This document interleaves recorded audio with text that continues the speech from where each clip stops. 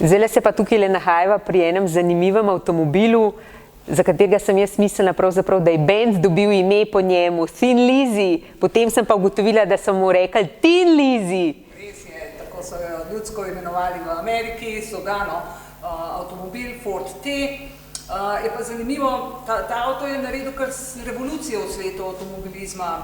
Če poznaš malo zgodovino, veš, da so prvi avtomobili bili sestavljeni v raznih kolarskih, kovaških delavnicah, po delih, malo prenešeno od tu in tam. Ford s svojo ekipo je pa postavil tekoči trak. In kaj pomeni tekoči trak? Zato se imenuje Fordizacija. Ja, res, oziroma revolucija. In v bistvu, kaj je to tekoči trak povzročil? Množično proizvodno. In za malo denarja so si lahko kupili marsikdo takole vozilo, Ford T. A lahko v različnih barvah? Ja, do leta 1914 so bile različne barve, so bili Fordi T rdeči, modri, zeleni ali pa sivi. Po 14. pa zgolj in samo črni še. 30 odtenkov ba je, te črne ne bi bilo. Sem mislila, da se hecaš?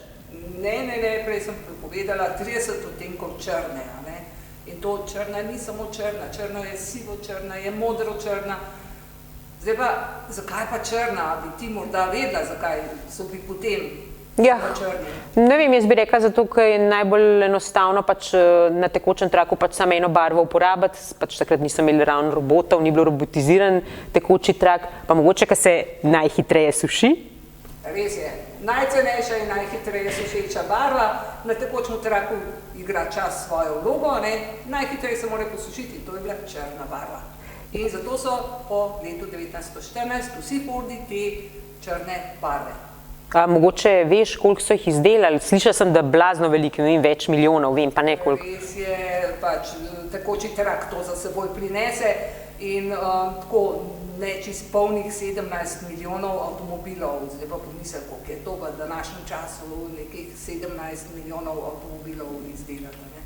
Veliko, ja. Pa zanima me, a veš kakšne tehnične lastnosti tega avtomobila?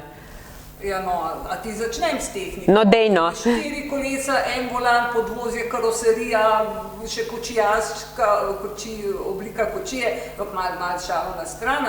Recimo tole, ta motor noter ima 20 konjskih moči. Čakaj, zdaj se pa malo ustavil konjske moči, danes uporabljamo kilovate. Ja, včasih so konjske moči uporabljali. Ampak kaj to sploh pomeni? Mislim, jaz to naštekam, ampak.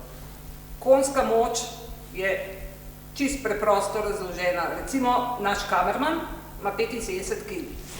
In njega, če v eni sekundi dvignemo na meter, sprej do ene takele višine. In konjska moč pomeni dvigant breme 75 kg v eni sekundi na višino enega metra. To pomeni konjska moč. Zdaj mi je pa vse jasen. Danes to pretvarjamo v kilovate in 20 konjskih moči bi bilo približen malo manj kot 15 kilovatov. Tok močan motor bi bil tule noter. In v bistvu z 20 konjskimi močmi je tole vozilo dosegalo tudi do 70 km na uro. Pa super, ravno po kakšni lokalni cesti. Ampak tukaj sem še opazila, ima tudi zelo zanimive gume, ima še napere, lesene. Res je, pa to so začetki avtomobilizma. Tudi če si opazila, na tej strani, kjer je volan, ni vrat. Vrata so pri starih avtomobilih, tam, kjer je bil volan, bila največkrat tu na poto, ker tam so dajali prestavno ročico in ročno zavoro in vrata bi bila v napoto. Zato so vrata za avto na sovoznikovi strani.